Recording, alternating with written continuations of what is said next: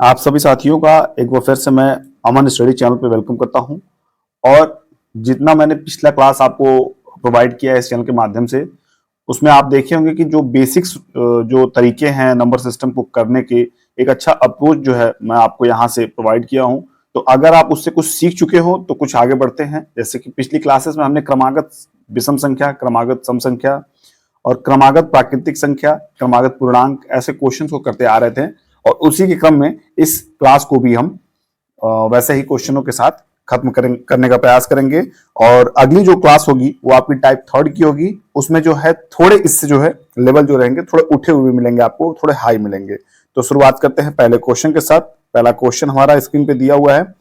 और मैं बता दूं कि जो भी लोग चैनल पे नए हो या पहली बार हो वो चैनल को सब्सक्राइब कर ले, साथ ही बेल आइकन प्रेस करें और अपने सभी साथियों को शेयर कर दीजिए जो बेसिक से मैथ को अच्छे से पढ़ना चाहते हैं। तो चलिए शुरुआत करते हैं पहले क्वेश्चन की। पहला क्वेश्चन देखिए क्या दिया है कि यदि तीन क्रमागत विषम संख्याओं का योग 21 है तो पहली संख्या और तीसरी संख्या में अंतर ज्ञात कीजिए। देखिए ऐसे प्रश्न आपको जरूर देखने को मिलेंगे। अगर आप तैयारी यूपीपी की कर रहे हो या यूपीएसआई की कर रहे हो फिर भी आपको एक प्रश्न क्रमागत संख्याओं से जरूर देखने को मिलेंगे। तो इसको आप नोट डाउन कर लेंगे और इस क्वेश्चन को समझने का प्रयास करिएगा। ऑप्शन ए 3 दिया है, ऑप्शन बी 4 दिया, ऑप्शन सी 5 और ऑप्शन डी 6 दिया है। सबसे पहले मैंने हल हल करते ही दे दिया आपको ये आपको आना चाहिए। क्या आना चाहिए? क्रमागत विषम संख्या के बारे में आपको नॉलेज होना चाहिए। क्रमागत विषम संख्या वो है जैसे कि मान लीजिए 1 है, 3 है, 5 है, 7 है। जो क्रम से आने वाले विषम संख्या हैं उनको हम क्रमागत विषम संख्या बोलेंगे, चाहे वो कहीं से स्टार्ट हो। ये नहीं स्टार्ट है कि मतलब आपको शुरुआत से ही, वो क्रमागत है। क्रमागत है मतलब आपका 51, 53, 55 भी हो सकता है, आपका 49, 51, 52 भी हो सकता है, आपका 31, 33, 35 भी हो सकता है। तो क्रमागत होगा लेकिन वो विषम संख्या होगा। तो इसी तरह देखिए मैंने माना पहली विषम संख्या, क्या माना? पहली विषम संख्या मैंने यक्स मान लिया। क्या मान लिया? यक्स। और जैसे मैंने यक्स माना उससे दूसरी संख्या अपने आप x+2 हो जाएगी। वजह, जैसे देखिए 1 के बाद 3 आया है तो इसमें 2 का गैप है, 3 के बाद 5 आया है इसमें 2 का गैप है, इसमें 5 के बाद 7 आया है इसमें +2 है। तो सब में +2 करते जाएंगे, विषम संख्या आपको मिलती जाएगी। उसी तरह सम संख्या में होता है कि पहली सम संख्या में आप 2 को जोड़िए, दूसरी सम संख्या मिलेगी। दूसरी सम संख्या में 2 को जोड़िए, आपको तीसरी सम संख्या मिलेगी। तीसरी सम संख्या में आप 2 को जोड़ेंगे, चौथी सम संख्या मिलेगी। तो इस प्रकार तीसरी जो विषम संख्या है वो x+4 हो जाएगी, क्योंकि मैंने x+2 में 2 और ऐड कर दिया तो x+4 तीसरी संख्या हो गई। अब बात करेंगे हम प्रश्नानुसार। देखिए प्रश्न क्या कह रहा है, थोड़ा और ऊपर करते हैं अच्छे समझने के लिए।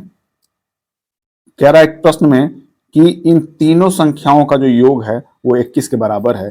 तो मैंने पहला संख्या x कर लिया, दूसरा x+2 कर लिया, तीसरा x+4 कर लिया। तो इन सभी को जोड़ेंगे तो 3x+6 आएगा और 21 के बराबर है। और 3x बराबर ये 6 इधर आ जाएगा तो 21 - 6 हो जाएगा, बराबर 15 हो जाएगा। तो 3x बराबर 15 हो गया तो x बराबर 15/3 बराबर 5, यानी कि x का जो मान हो गया वो 5 आ गया। तो जैसे ही मैंने देखिए फिर आपको एरो ऊपर तक दिखा दिया कि x का मान यहाँ पे अगर 5 रखेंगे हम तो यहाँ अपने आप 7 हो जाएगा और यहाँ 9 हो जाएगा। अब चलते हैं फिर से प्रश्न को देखते हैं कि प्रश्न में पूछा क्या था।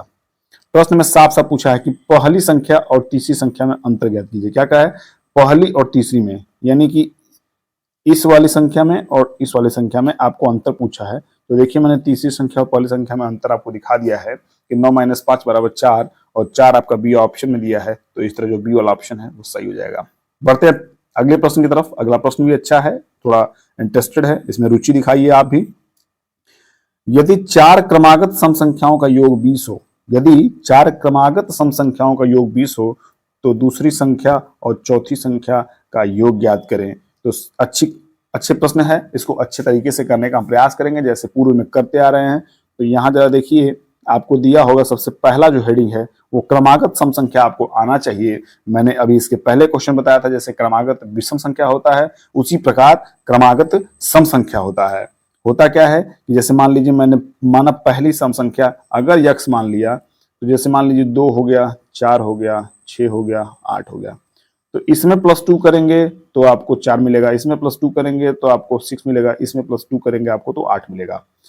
तो दूसरी सम संख्या आपका x+2 हो गया और तीसरी आपका सम संख्या x+4 हो गया और चौथी आपका सम संख्या x+6 हो गया। तो इस प्रकार हमने चारों सम संख्या को हमने नोट कर लिया और आगे बढ़ते हैं क्या प्रश्न में बोला है और कैसे हम प्रश्न को अप्रोच करेंगे। देखिए प्रश्नानुसार है, तो पहले इन सभी संख्याओं को हम जोड़ लेंगे, पहली संख्या, दूसरी संख्या, तीसरी संख्या, चौथी संख्या, इनका योग है 20 के बराबर।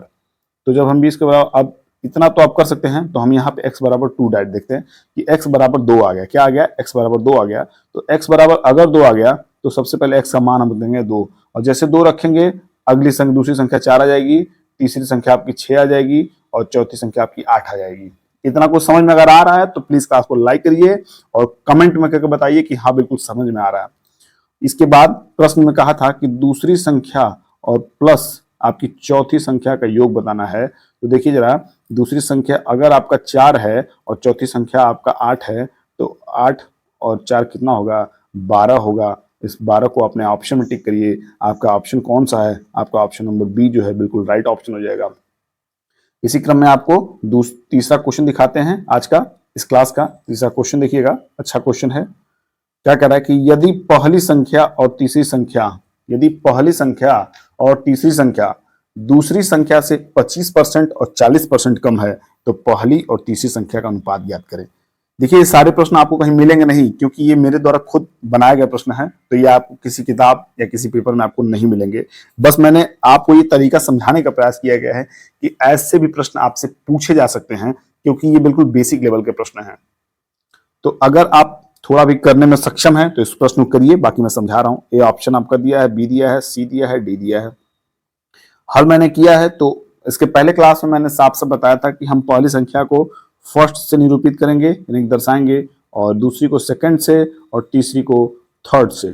तो साफ साफ देखिए कि पहली संख्या और तीसरी संख्या, यहां बात हो रही है पहली और तीसरी की, यानी कि इसकी बात हो रही है और इसकी बात हो रही है। अस्थाई कौन सा है? अस्थाई आपकी सेकंड बी वाली, यानी सेकंड संख्या है।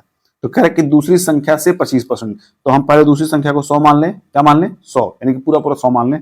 और दूसरी, सॉरी, जो पहली संख्या है वो दूसरी संख्या से कितना कम है? वो 25% कम है।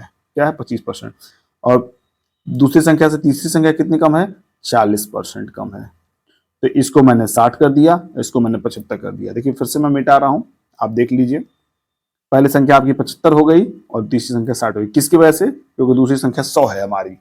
अब बात करेंगे हम प्रश्नानुसार। प्रश्नानुसार देखिए क्या दिया है कि फर्स्ट रेशियो थर्ड, यानी कि पहले और तीसरे का अनुपात आपको बताना है। तो यहाँ 75 है और यहाँ 60 है, तो 75/60 करेंगे तो 5/4 आपका सही उत्तर आ जाएगा। 5/4 ए वाला ऑप्शन सही है। तो इस तरह क्वेश्चन अच्छे से देख पा रहे हैं, हम समझ पा रहे हैं। तो प्लीज क्लास को लाइक करिए और जरूर बताइए कि कैसा आपको क्वेश्चन समझ में आ रहा है। चौथा प्रश्न है आज की क्लास का, दिया है कि 3 क्रमागत पूर्णांकों का योग। यहाँ देखिए पूर्णांक की बात आ गई। क्या आ गई? पूर्णांक की बात आ गई, यानी कि होल नंबर्स। क्या आ गया? Whole numbers. 3 क्रमागत पूर्णांकों का योग 51 है, बीच वाली संख्या क्या है? ऐसे भी प्रश्न आपको देखने को मिलेंगे, और ऐसे प्रश्न करने के लिए मैं तरीका आपको सब बता चुका हूं। यहाँ देखिए पहले ऑप्शन आप देख लीजिए, ए, बी, सी और डी, और हल में मैंने साफ साफ लिखा कि क्रमागत पूर्णांक आपको आना चाहिए। तो क्रमागत पूर्णांक सबसे पहले आपने क्या मान लिया? माना पहली क्रमागत पूर्णांक जो है आपको x मान लिए, तो उसी क्रम में आप दूसरी मान लेंगे x+1 और तीसरी मान लेंगे x+2। और जैसे आपने ये मान लिया तो फिर प्रश्नानुसार आप जाएंगे, तो यहाँ पहली संख्या प्लस दूसरी संख्या और प्लस तीसरी संख्या बराबर 51, और जैसे ही आप इन सभी को जोड़ेंगे तो 3x+3 बराबर 51 और 3x बराबर 48। आगे बढ़ते हैं तो यहाँ x का मान जो आपको निकल के आएगा वो आएगा 16, और जैसे ही x का मान 16 आएगा आप जस्ट आगे बढ़िए और देखिए क्या यहाँ पे दिया है कि x का मान 16 यहाँ रखिए, यहाँ 17 रखिए, यहाँ 18 रखिए। तो बोला क्या है प्रश्न में बोला है कि बीच वाली संख्या क्या है? तो बीच वाली संख्या आप 17 है, जो कि आप आंसर यहाँ बता सकते हैं 17। तो इस तरह 17 जो है डी वाला ऑप्शन चूज करेंगे आप। तो अब आप नेक्स्ट पेज पे हम चलते हैं। देखिए बहुत अच्छे अच्छे क्वेश्चन हमने यहाँ पे लेकर आए हैं। अगर आप बिल्कुल बेसिक्स तैयार करना चाहते हैं, चाहे आपके मित्र हो, चाहे आपके सगे संबंधी हो, तो उनको भी ये क्लास फॉरवर्ड करिए और शेयर करिए, ताकि वो भी इस क्लास से सीख सकें और समझ सकें कि कैसे हमें बेसिक अप्रोच करना है क्वेश्चंस को लेके एग्जाम हॉल में। प्रश्न है कि यदि 3 क्रमागत संख्याओं का योग 15 है, यदि 3 क्रमागत संख्याओं का योग 15 है तो मध्य संख्या का वर्ग क्या होगा?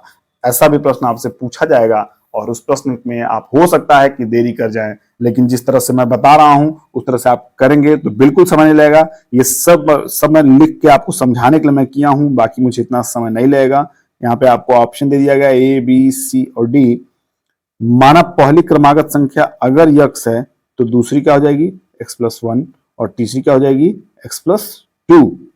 और आप प्रश्नानुसार बात करेंगे तो पहली संख्या, दूसरी संख्या और तीसरी संख्या का योग क्या दिया है 15 दिया है। तो यहाँ पे अगर आप चलेंगे आगे तो आप साफ साफ देख पा रहे हैं, क्या देख पा रहे हैं कि x बराबर जो है आपको वो 4 में निकल के आ रहा है। क्या आ रहा है x बराबर 4। यहाँ आप जब आगे बढ़ते जाएंगे तो x बराबर 4 आपको मिलेगा, और जैसे x बराबर 4 मिलेगा इसका मतलब आपको पहली संख्या मिल गई, क्योंकि x बराबर 4 यहाँ पे है। देखिए आप लिख दिए, बाकी आपकी दूसरी संख्या 5 मिल गई, तीसरी संख्या 6 मिल गई।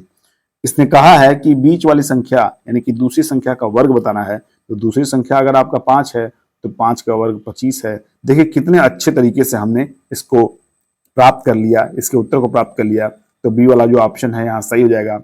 आप कभी भी किसी क्वेश्चन को देखिए तो बहुत घबराइए मत, उसको समझने का प्रयास करिए कि इस प्रश्न में पहले क्या क्या दिया है और क्या हमें निकालने के लिए कहा गया है। अगर ये चीज किसी प्रश्न में समझ पा रहे हैं आप तो इसका मतलब है कि 50 to 60% क्वेश्चन आप कर लिए हैं। इसके बाद की दिक्कतें क्या आती हैं कि कुछ चीजें ऐसी होती हैं जिसको निकालना हमारे लिए एग्जाम हॉल में थोड़ा संभव नहीं लगता है। तो उसको क्या करिए आप, प्रश्न अगर जैसे 100 प्रश्न में मैं 5 प्रश्न ऐसे मानता हूं कि जो नहीं बनेगा किसी से, तो उसको बिल्कुल आपको टच करने की आवश्यकता नहीं है, उससे लड़ने की आवश्यकता नहीं है। देखिए इस क्लास का लास्ट क्वेश्चन है, ये भी अच्छा प्रश्न है। प्रश्न कह रहा है कि 3 क्रमागत प्राकृतिक संख्याओं का योग किससे विभाजित होगा। हमेशा बोला है कि 3 क्रमागत प्राकृतिक संख्याओं का योग जो है वो हमेशा किससे विभाजित होगा। इसके लिए मैं सब एग्जाम्पल के थ्रू बताया हूं, समझने का प्रयास करिएगा। यहाँ पे ए ऑप्शन है, बी है, सी है, डी है। साफ सफाई दिखा रहा हूं मैं, सारे प्रश्न जैसे मैंने हल किए हैं। पहले मैंने दिया कि क्रमागत प्राकृतिक संख्या आपको आना चाहिए, क्रमागत प्राकृतिक संख्या बिल्कुल आना चाहिए। माना पहली प्राकृतिक संख्या अगर x है तो दूसरी आप क्या हो जाएगी x+1, तीसरी क्या हो जाएगी x+2। तो यहां मैंने क्या किया है कि यहाँ स्टेप फर्स्ट है, यहाँ सेकंड है और यहाँ थर्ड है और यहाँ फोर्थ मैंने कर लिया। मैंने किया क्या है कि यदि x बराबर 1 रख रहे हैं, यदि यहाँ x बराबर 1 रख लें तो इनका योग क्या होगा। तो प्राकृतिक संख्या है तो 1 + 2 + 3 बराबर 6 हो जाएगा। और यहाँ देखिए x बराबर अगर 2 रखते हैं तो 2 + 3 + 4 बराबर 9 हो जाएगा।